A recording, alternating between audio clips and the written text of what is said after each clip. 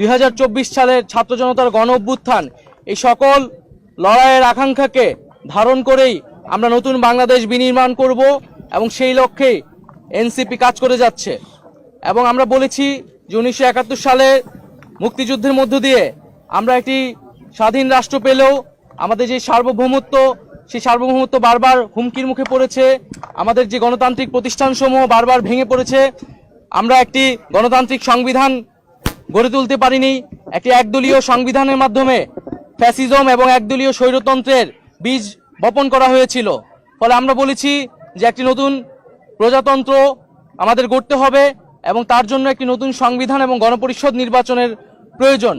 সেই জায়গা থেকে আমরা সেকেন্ড রিপাবলিকের কথা বলেছি এবং আমরা সেই লক্ষ্যে কাজ করে যাচ্ছি। এবং জাতীয় নাগরিক পার্টি এই মুহূর্তে তার প্রথম লক্ষ্য হচ্ছে তার সাংগঠনিকভাবে কার্যক্রম বিস্তৃত করা, তৃণমূলে সাংগঠনিক কার্যক্রম বিস্তৃত করা এবং নিবন্ধন নিতে যেই ধরনের শর্তাবলী পূরণ করতে হয় সেই শর্তাবলী পূরণ করার দ্রুত সময়ের মধ্যে পূরণ করে আমরা নিবন্ধন কার্যক্রম আগাবো। এ মাসের মধ্যে আমরা আমাদের গঠনতন্ত্র যে প্রণয়নের কাজ, সেই প্রণয়নের কাজটি আমরা শুরু করব। গণতান্ত্রিক প্রক্রিয়াকে বারবার দীর্ঘায়িত করা হয়েছে, আমাদের এবার যাতে আর দীর্ঘায়িত না হয়, 24-এর গণ অভ্যুত্থান যাতে ব্যর্থ না হয়, পুরনো সংবিধান এবং পুরনো শাসন কাঠামো রেখে একটি নতুন বাংলাদেশ বিনির্মাণ সম্ভব নয়। কেবলমাত্র সরকার পরিবর্তন করেই আমরা কিন্তু আমাদের জনগণের যেই কল্যাণ সেটি সম্ভব নয়, প্রকৃত গণতন্ত্র বাস্তবায়ন সম্ভব নয়।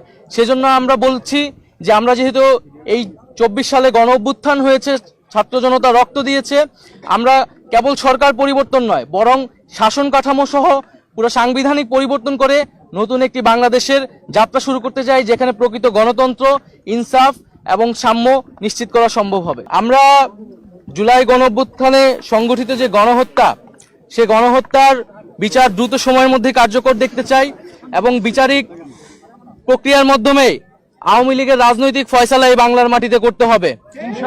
এই জুলাই গণ অভ্যুত্থানে আমাদের প্রতিশ্রুতি ছিল যে যারা এই হত্যাকাণ্ডের সাথে জড়িত এবং যারা গত 15 বছরে নানা ধরনের জুলুম করেছে তাদের বিচার এই বাংলার মাটিতে হতে হবে।